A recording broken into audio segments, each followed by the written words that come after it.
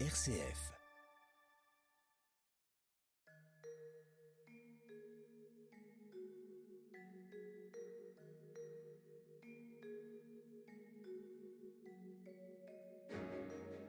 Bonjour à tous et bienvenue dans Où va la vie, une émission en partenariat avec le département de bioéthique des facultés Loyola Paris. Cette émission est la dernière de la série consacrée aux médecines alternatives et nous reviendrons aujourd'hui sur le sens à donner à cet engouement pour l'hypnose, l'acupuncture, la sophrologie, l'ostéopathie et bien d'autres pratiques dans des affections parfois graves. Qu'est-ce que cela relève de nos contemporains ? Est-ce une méfiance envers une médecine de plus en plus technique, un désir de plus de naturel ? Mes invités pour répondre à toutes ces questions, Véronique Suissa, docteure en psychologie et directrice générale de l'Agence des médecines complémentaires adaptées, Marie-Aliette Costa-Fournel, néphrologue et acupuncteur, le professeur Spiegel, psychiatre, hypnothérapeute et chercheur à l'université de Stanford, et le père Bruno Sainteau, jésuite et directeur du département de bioéthique médicale des facultés Loyola Paris. Où va la vie ? Sophie de Villeneuve. Merci beaucoup à tous, tous les quatre d'être ici. Et bonjour, je ne vous ai même pas dit bonjour, mon Dieu, c'est affreux, j'ai oublié. Mais je vous le dis maintenant, bonjour à tous. Bonjour. Voilà. Bonjour. Et j'aimerais peut-être me tourner vers vous, Véronique Suissa. On le sait, je vous l'ai dit, on le sait, vous le savez aussi. Beaucoup de patients maintenant se tournent vers des pratiques qui ne relèvent pas forcément du médical, mais qui semblent recueillir toute leur confiance. Comment expliquez-vous ce grand mouvement, cet engouement pour ces médecines alternatives ? Oui, plusieurs choses. On a un Français sur deux qui les utilise de manière générale et dans le cadre des maladies chroniques, notamment en oncologie, on arrive à 70% des patients qui les utilisent. Déjà, la société, elle a bougé, elle bouge. On valorise bien manger, bien bouger, gérer son stress, sa santé mentale, etc. Donc, il y a tout ce mouvement-là qui est à prendre en compte, cette nouvelle culture du prendre soin, où on valorise le bien-être, la prévention et où ces pratiques complémentaires sont vraiment perçus comme un levier pour accéder à ce bien-être. Et ensuite, vous avez un deuxième niveau d'intégration, c'est le niveau médical, c'est-à-dire que vous avez de plus en plus de soignants et de médecins aussi qui se forment à certaines de ces pratiques. On en a l'exemple aujourd'hui avec deux médecins qui pratiquent l'hypnose et l'acupuncture et qui participent quelque part à la démocratisation en milieu de soins à ces pratiques. Et puis on a vu les soins de support, etc. Voilà, qui ont contribué à ce mouvement-là. Vous avez la recherche qui commence à émerger, et puis vous avez tout un tas de dispositifs de terrain en France, des associations qui effectivement arrivent à faire bouger des lignes et des institutions non médicales qui proposent un accès aux citoyens à des pratiques complémentaires. Donc tous ces éléments-là, mis bout à bout, contribuent à justement un meilleur accès, une meilleure connaissance, même si c'est très très compliqué d'en avoir une vision précise tant le sujet est compliqué et fait de plein de représentations, mais qui contribuent justement à ce changement de regard et à ces traits envers ces pratiques-là. Et ces pratiques, elles entrent à l'hôpital peu à peu, elles ont du mal. Comment les regardent les médecins ? Alors, la communauté médicale est très divisée sur la question. Vous avez une partie du corps médical qui reste fondamentalement contre parce que tout doit être centré sur la technique, sur le soin technique. Et vous avez une partie du corps médical qui s'ouvre de plus en plus et qui se forme à ces pratiques. Et donc, justement, il y a ce mouvement-là. Et vous avez des soignants à l'interface, des infirmiers, des aides-soignantes qui vont aussi se former. Et ça contribue. Et donc, vous avez aujourd'hui des dispositifs terrain. Vous avez plusieurs CHU. Je pense au CHU de Bordeaux avec des unités officielles d'unités de soins intégratifs. Je pense à l'IMIC, donc au CHU de Bordeaux, où là, les patients ont accès à certaines pratiques complémentaires. Lesquelles, par exemple ? Alors, quelles sont celles les plus acceptées ? Alors, les plus acceptées aujourd'hui, on reste sur des pratiques psychocorporelles type méditation. On reste sur des pratiques médicales comme l'acupuncture ou l'homéopathie, même si elle fait débat, et notamment dans le champ médical, on a 70% d'usage, et en tout cas on est dans les plus démocratisés, les plus utilisés. Et après, dans le champ vraiment de la médecine, on a l'assise de la méditation, de l'acupuncture et de l'hypnose évidemment, qui sont les plus étudiés aujourd'hui. Et puis vous avez quand même une ouverture à d'autres pratiques qui sont pas forcément évaluées, mais qui se développent dans les réseaux d'oncologie, dans les associations d'oncologie comme la Ligue contre le cancer, qui va par exemple proposer de la sophrologie, de la réflexologie. Et pourtant, voilà, on est dans une forme d'assise, d'une émergence, d'une acceptabilité de ces pratiques. Et puis dans certains même CHU, vous avez une ouverture vers des pratiques beaucoup plus éloignées qui font pas consensus, versus comme des coupeurs de feu qui parfois vont être mobilisés, parfois même à la demande des soignants, mais on n'est pas dans le même champ, on n'est pas dans le même champ de la pratique de l'hypnose par exemple ou de l'acupuncture qui ont montré des effets scientifiques. C'est pas la même chose. Marie-Aliette Costa-Fournal, comment avez-vous été acceptée par vos confrères, par exemple, à l'hôpital? Vous êtes néphrologue de formation, vous avez beaucoup travaillé à l'hôpital, puis tout d'un coup, vous vous mettez à faire de l'acupuncture. Qu'est-ce qu'ils ont dit? Alors, les réactions sont effectivement assez diverses. Comment dire certaines personnes, alors je tiens à signaler par exemple le professeur Jean-Jacques Boffa qui m'a accueilli dans son service de néphrologie, hôpital Tenon, Pitié-Salpêtrière, il supervise maintenant les deux, pour pratiquer de la médecine chinoise auprès de patients de néphrologie, ce qui n'était pas une évidence. Mais lui, bien que ne pratiquant aucune de ces médecines complémentaires, est ouvert sur le sujet. Donc il y a des médecins effectivement qui ont cette ouverture d'esprit et qui cherchent à intégrer ça dans la pratique hospitalière. Et puis j'ai beaucoup de confrères qui regardent ça avec plus de distance, de condescendance éventuellement. Voilà, c'est pas forcément une acceptation. Les choses bougent, changent. Je pense qu'il y a des domaines où c'est beaucoup plus accepté, l'oncologie très clairement, l'anesthésie-réanimation, enfin l'anesthésie. Des pratiques qu'on discutait, des anesthésies sous hypnose ou sous acupuncture. Donc il y a des domaines médicaux qui par nature sont plus ouverts, la douleur aussi bien sûr, douleur chronique. Et puis d'autres domaines parce que le besoin se fait peut-être moins sentir ou voilà, où il y a moins cette ouverture. Voilà. Mais à nouveau, je pense que les choses évoluent beaucoup par les patients, parce que les patients en parlent. Alors, on va revenir justement sur la demande des patients. Docteur Spiegel, comment ça se passe aux États-Unis? L'hypnose est largement répandue, acceptée par les médecins? Je crois qu'ils sont plus acceptés, pas assez utilisés. J'ai donné toute mon carrière à enseigner des médecins comment utiliser l'hypnose et pas beaucoup le faire. Ils ne sont pas contre et ils m'envoient leurs malades pour aider, mais pas assez. Et c'est pour cette raison j'ai décidé de donner l'hypnose à qui veut avec une application Reverie. Est-ce que l'hypnose peut remplacer des médicaments donnés en psychiatrie? Non, pas tout à fait remplacer, mais l'utilisation peut être plus scientifique si on utilise quelque chose comme l'hypnose, meditation, acupuncture, quand ça peut aider. Médecine avec douleur est très problématique maintenant parce qu'il y a trop d'utilisation des opioïdes qui sont dangereux. De plus qu'on utilise, de plus difficile c'est pour arrêter l'utilisation. Et ainsi, la combinaison est beaucoup mieux que l'un ou l'autre. Et il y a les sciences, la recherche qui disent ça.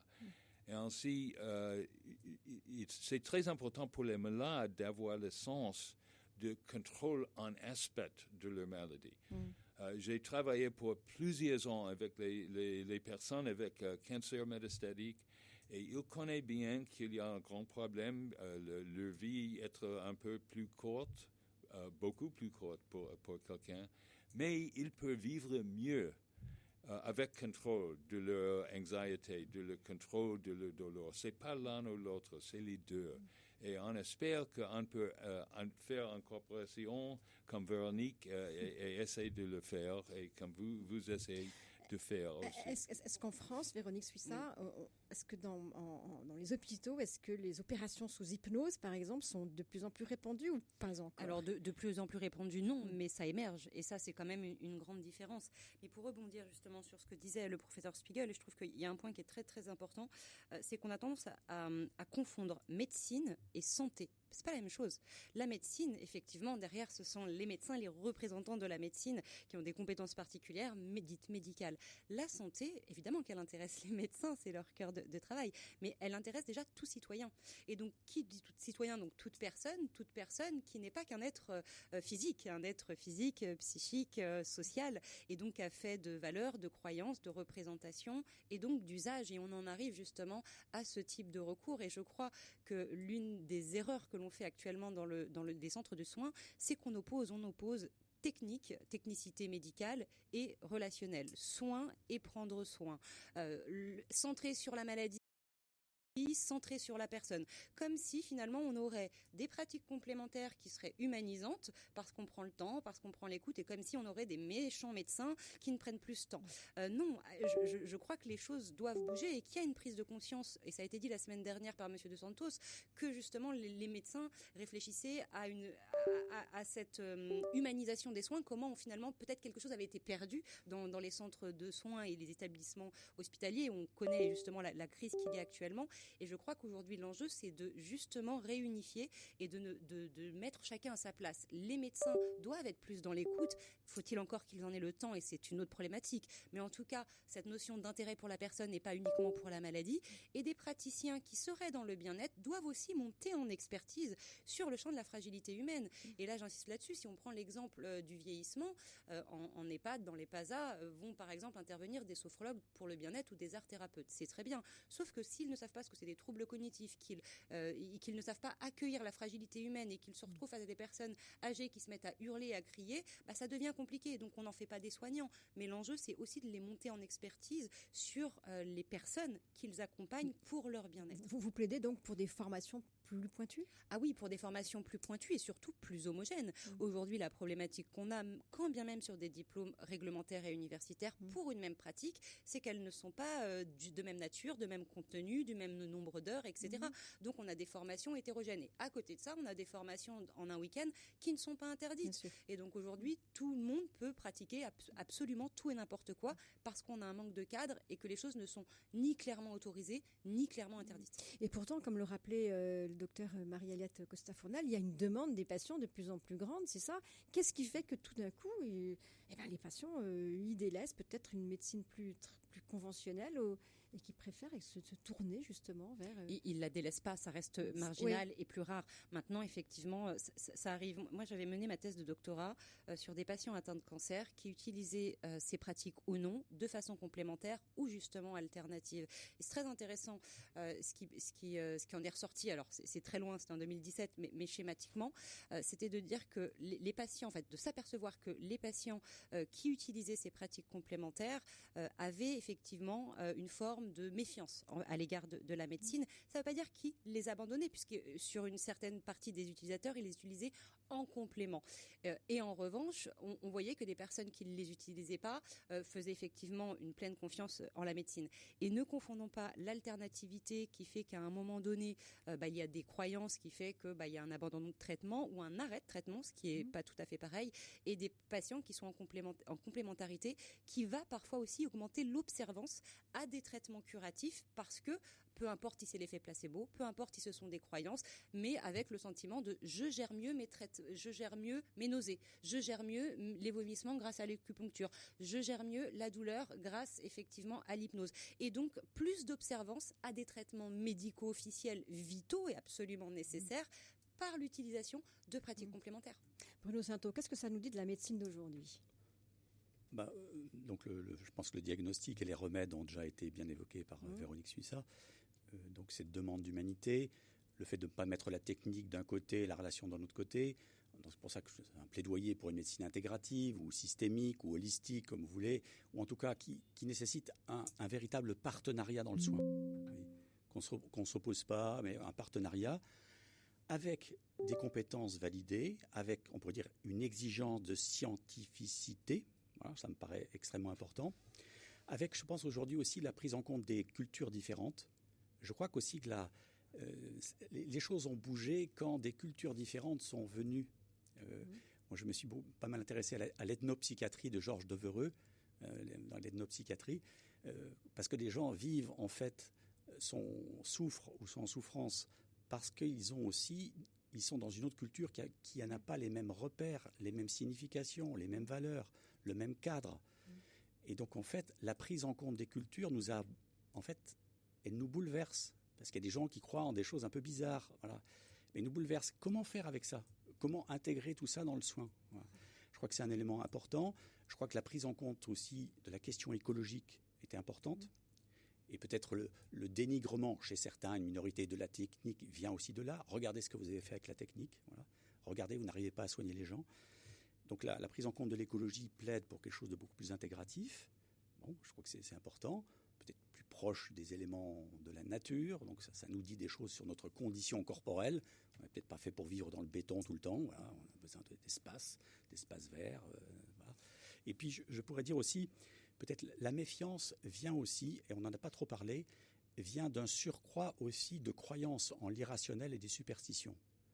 Donc il y a pas mal de questionnaires qui ont été faits. J'en ai sous les yeux un questionnaire de 2023 qui s'intitule « Études sur les croyances irrationnelles et les superstitions aux États-Unis et en France », daté de 2023, et qui montre en fait un surcroît de croyances dans différentes formes d'occultisme. Les fantômes, je vous donne le chiffre en France, il y avait 13% en 2000, 24% en 2023.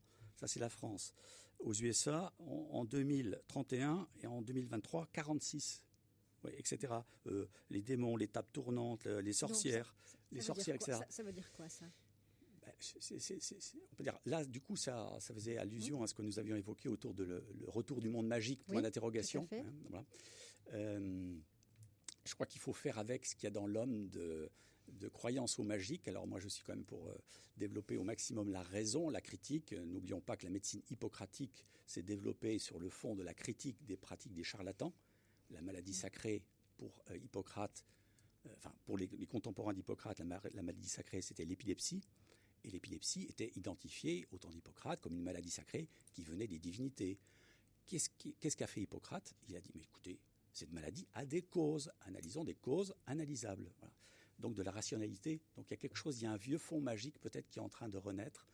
Peut-être en lien avec l'écologie et tout ça, oui.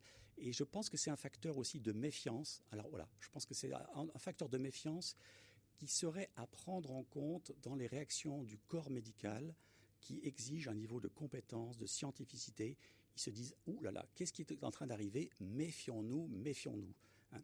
Et la Miviludes aussi avertit surtout les pratiques pseudo-magiques, etc., de guérisseurs, y compris des pratiques sauvages énergétiques, etc., de Reiki et compagnie, qui sont vraiment déviantes et qui sont l'occasion d'emprise sur les personnes. Donc c'est ce contexte-là qu'il faudrait prendre en compte. Tout à fait, parce c'est que extrêmement intéressant. Le Reiki est dans votre définition dans le rouge, hein, si je me souviens bien. Oui, parce qu'elle a été dénoncée par la Miviludes. Mais là, ce qui a été dit est extrêmement intéressant et ça me permet de rebondir, notamment sur le fait que l'exigence de scientificité, à mon sens, elle est complètement compatible avec les valeurs et les croyances des patients. Et il y a des croyances irrationnelles chez chacun, et évidemment chez des personnes qui sont en situation de fragilité, avec la quête de sens, avec le pourquoi moi, qu'est-ce qui s'est passé, puis avec des croyances de peut-être que je me suis créé mon cancer, qui évidemment reste dans le spectre des croyances. Donc si du coup je me le suis créé, je peux trouver des moyens d'en guérir. Et ce qui me semble essentiel, ce n'est pas de chercher à convaincre des patients de ne plus avoir ces croyances. Il faut arrêter de les juger. D'ailleurs, si je reprends mes travaux sur le sujet, beaucoup de patients m'ont dit, mais quand je disais que je recourais à ça ou à ça, mon oncologue m'a ri au nez en me disant, mais tout ça c'est n'importe quoi, oui. Etc. Et donc que font les personnes dans ces cas-là? Elles se braquent et elles vont voir ailleurs et elles vont voir d'autres médecins. Donc il est très important de pouvoir écouter, entendre et accueillir les valeurs, les croyances, les cultures des uns et des autres, quand bien même elles ne répondent pas à des critères de scientifiques. Les choses s'articulent. Prendre en considération la personne dans sa globalité n'est pas la juger, c'est pouvoir l'écouter, l'aiguiller, la ramener effectivement sur des chemins de la raison quand on arrive justement à des situations déraisonnables, notamment dans des cas d'arrêt de traitement. Mais pour des patients, si je reprends ma casette de psychologue qui me disait moi j'ai fait telle ou telle pratique et qu'il y a pas s'il n'y a pas de dérive derrière, si la personne n'a pas essayé d'abuser financièrement de la personne, etc., et qu'elle a le sentiment qu'elle va mieux et que ses symptômes ont diminué grâce à telle ou telle pratique, j'ai envie de dire c'est très bien. Par exemple, si quelqu'un vous dit je vais aller faire des séances de Reiki, vous dites si ça va, c'est très bien. Non, je dis attention. Non, oui. Qui est derrière? Qui est le praticien? Voilà. Est-ce que la personne essaye de promettre, par exemple à la personne de guérir? Est-ce que les recommandations vont à l'encontre de recommandations médicales? Ce sont des questions comme ça qu'il faut se poser. Dès lors où on est dans le croyant, parce que sinon, quelle différence, encore une fois, avec un prêtre, un imam ou un rabbin qui vient à l'hôpital? À un moment donné, croire à un référent religieux ou à du magnétiseur, dès lors où il n'y a pas derrière une volonté de nuire, dès lors où on ne s'oppose s'impose pas des recommandations médicales, dès lors où on ne va pas à l'encontre de la médecine et des soins qui sont prodigués, j'ai envie de dire, et qu'il n'y a pas d'abus, évidemment, de quelque sorte que ce soit, ce sont les croyances des personnes, et ça se respecte. Bien sûr. Oui, docteur Le Spiegel. vieux modèle de la médecine est de guérir rarement, d'améliorer les symptômes souvent et de donner le confort tout le temps. Donner du confort tout le temps. C'est ce que vous essayez de faire, docteur? Oui. Ça, c'est pour moi une règle absolue. Oui. Et il est vrai que notre médecine occidentale, qui est très puissante, qui guérit beaucoup, plus qu'auparavant, c'est très clair, les antibiotiques, la chirurgie, la cardiologie ont fait des progrès extraordinaires. Mais parfois, on oublie effectivement le quotidien du patient. Qu'est-ce que c'est qu'être en bonne santé? Est-ce que c'est avoir pas de cancer, mais avoir une diarrhée épouvantable, vomir, pas bien dormir, être angoissé? Est-ce que c'est ça? Ou bien c'est effectivement, est-ce que c'est soigner le cancer, mais à côté de ça, être en bonne santé? C'est-à-dire se lever le matin à peu près en forme, avoir de l'appétit, de l'énergie, pouvoir faire des choses, s'occuper de son travail, de ses enfants, de la vie, quoi. Et ça, c'est vrai que notre médecine occidentale l'a oublié. Moi, enfin voilà, c'est en tous les cas une des critiques qu'on peut lui faire. Et ces pratiques complémentaires, en plus de parfois apporter du soin médical, s'intéressent énormément à toutes ce qui est pour moi une définition de la santé. Bien sûr. Au quotidien. Pris globalement du corps humain. Voilà. Oui. Bruno Sainteau. Oui, avec ce que disait Véronique Suissa tout à l'heure, en fait, la médecine, c'est aussi un art de l'accompagnement qui prend en compte tout le système de représentation de l'autre. On ne lui dit pas il est stupide, et bah oui, mais une fois qu'on a rompu la relation, il ne se passe rien, n'est-ce pas? Donc c'est aussi un art de l'accompagnement. Alors un art de l'accompagnement, ça suppose des compétences, ça suppose du temps, comme on l'a souvent dit. Qui a encore du temps, n'est-ce pas? Voilà. Quand on a un bon spécialiste dans une technique très pointue, il n'a pas beaucoup de temps parce qu'il a beaucoup de demandes. Et sa compétence est très précieuse. Donc il n'a pas le temps de causer pendant 30 minutes. Voilà. Donc c'est un art de l'accompagnement. Je crois que c'est important. Il faudrait faire un peu de psychologie, d'anthropologie. Voilà. Et donc un art de l'accompagnement où parfois il y a une dimension critique, où parfois il faut faire appel à d'autres aussi. Moi je suis intervenu une fois dans une structure hospitalière où il y avait des personnes de lointaine formation chrétienne qui pensaient que leur fille qui faisait des crises d'épilepsie, était atteinte d'une forme de démon, une possession, un djinn, si vous dans le vocabulaire musulman, etc. Bon, voilà, donc il y a des moments donnés, dans l'art de l'accompagnement, c'est aussi un art de prendre en compte là où en sont les personnes et parfois de corriger des représentations qui ne nous semblent pas exactes parce qu'on a des ressources, nous, spirituelles, représentatives. Voilà. Le dernier point que je voulais souligner aussi, ce qui est en train de se passer aujourd'hui, par rapport, on peut dire, aux soins spirituels qui a été évoqué tout à l'heure, c'est... on peut dire la tentative dans un certain nombre de pays où le soin spirituel lui-même est intégré dans le modèle de soins pris en compte par l'hôpital. C'est le cas du Canada. Et vous avez en fait, les intervenants en soins spirituels font partie du corps des soignants, du corps médical. Alors je vois bien la perspective et en même temps, de notre point de vue, si vous voulez, la spiritualité, c'est aussi ce qui échappe, en fait une médicalisation de la spiritualité, parce que l'instance de sens, il y a une transcendance, ça échappe. Autant ça peut contribuer à, mais je plaiderais pour que... Ce soit séparé.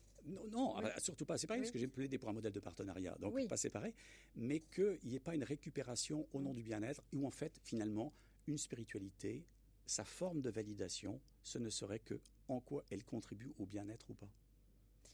D'accord. Et donc parce qu'effectivement, là, ce serait uniquement le paradigme du bien-être. Oui. Mais on l'a critiqué déjà tout à l'heure. Mais j'avertis là-dessus parce que en fait, c'est une tendance.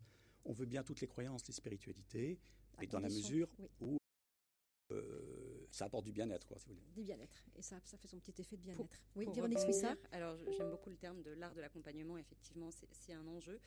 Pour rebondir d'abord sur l'unité de soins spirituels, il y en a une unique, alors que à ma connaissance, en France, qui est quand même incroyable. Alors, je ne sais pas ce qu'on y met derrière, mais en tout cas, voilà, à l'hôpital de Aix, il y a une unité de soins spirituels. Et je voulais rebondir sur la question de la santé intégrative et du fait que les médecins, effectivement, n'ont pas le temps. Et c'est une réalité. Mais en fait, avant même, je crois, d'avoir le temps de pouvoir prendre ce temps et d'être dans l'art de l'accompagnement, c'est déjà former les médecins et l'écosystème des soignants à ce qu'est la médecine intégrative, la santé intégrative, la santé globale, etc. Les choses bougent un tout petit peu puisque grâce au CUMIC, le collège universitaire d'approche intégrative, il y a une sensibilisation maintenant aux internes de médecins depuis 2 ans maintenant à certaines pratiques complémentaires. Donc les choses bougent un petit peu. Il y a aussi une revue scientifique hypnose et santé intégrative qui va permettre effectivement de mettre à disposition des soignants, des professionnels de santé, des médecins, des publications de recherche sur l'état de l'art de ces pratiques. Et donc voilà, on a aussi des dispositifs qui permettent aujourd'hui de démocratiser ces pratiques-là auprès des médecins et des professionnels de santé. Et pour moi, ça, c'est un enjeu dans le corps médical et de santé en général pour justement arrêter d'opposer des mondes qui doivent apprendre à mieux se connaître et à mieux s'articuler. Marie-Aliette Costa-Fournel, je pense que là aussi, vous en êtes au point où vous avez articulé parfaitement bien vos 2 casquettes en réalité. Alors, je ne sais pas si c'est parfaitement bien, oui, mais j'essaie. Et c'est vrai que je suis très, très sensible à ce que vous venez de dire, effectivement, de faire connaître ces pratiques ou médecines complémentaires au corps médical, parce qu'il y a beaucoup dans la défiance, la méconnaissance en fait. Et que si c'était mieux connu, si effectivement les effets, ne serait-ce que les publications scientifiques qui montrent qu'effectivement, dans ce que je connais qu'est l'acupuncture, c'est très efficace sur la douleur, ça soigne parfaitement bien les migraines chroniques, c'est pas connu du corps médical. Et ce genre de petites choses, petit à petit, pourraient valider ces médecines auprès d'un corps médical qui parfois, par ignorance, voilà. Donc je suis très très sensible au fait de former les étudiants. Et c'est vrai qu'à la Pitié-Salpêtrière, il y a effectivement cette idée de présenter aux dernières années de médecine. Voilà, c'est quelques heures, mais on leur explique, voilà ce qui existe, voilà ce qu'on peut faire avec. Et petite introduction très rapide, mais c'est intéressant. Bruno Saintois, est-ce qu'on peut dire que finalement, c'est toute la médecine qui va peut-être être peu à peu transformée par ces médecines complémentaires? C'est déjà en cours. Bon, c'est déjà en cours. Bon, je vous rappelle que la problématique n'est pas tout à fait récente. Les plaidoyers pour une médecine de l'homme, ça date des années 40. Voilà, donc il y a quelque chose, on peut dire, qui est en continu. Mais peut-être la situation présente, nous avons des outils, je trouve, le fait qu'il y ait une agence, le fait qu'il y ait des gens qui réfléchissent là-dessus, le fait que des gens sortent de l'opposition simple entre les différentes thérapeutiques, et qu'ils fassent ça, veut dire qu'une démarche de raison, honnête, je trouve que ça nous fait évoluer. Donc je crois qu'on va plutôt dans le bon sens d'une médecine plus intégrative et qui réclame une plus grande participation de tous les personnes qui œuvrent dans le soin. Et qui réclame peut-être plus de formation et d'école. Oui, j'ai bien compris ça. Complètement. Et en fait, juste, alors, je vais nuancer, même si je suis entièrement d'accord avec ce qui vient d'être dit, puisqu'on a des résolutions aujourd'hui en Europe qui datent des résolutions européennes de 97 et de 99, donc ça fait un peu loin. Et depuis, en fait, rien. On a eu la réglementation de 4 pratiques et depuis rien. Donc vraiment, il y a un besoin d'encadrer par les pouvoirs publics, de mieux comprendre ces pratiques et de mieux comprendre ce qu'on intègre, comment on forme les praticiens. Merci beaucoup à tous. Merci, je rappelle, Véronique Suissa, directrice générale de l'Agence des médecines complémentaires adaptées, Marie-Aliette Costa-Fournel, néphrologue et acupunctrice, le docteur Spiegels, psychiatre et hypnothérapeute, et vous, Bruno Sainteau, jésuite et directeur du département de bioéthique médicale de la faculté Loyola Paris. Merci à tous d'être attentifs à Où va la vie. Je suis heureuse de faire ces 3 émissions de suite avec vous sur ces médecines alternatives. Vous retrouverez la semaine prochaine Frédéric Mounier. Merci à Pierre Samanos pour sa réalisation aujourd'hui. Et puis bien sûr, vous savez, vous pouvez réécouter ces 3 émissions en podcast sur le site de RCF et de Radio Notre-Dame. Au revoir, à bientôt.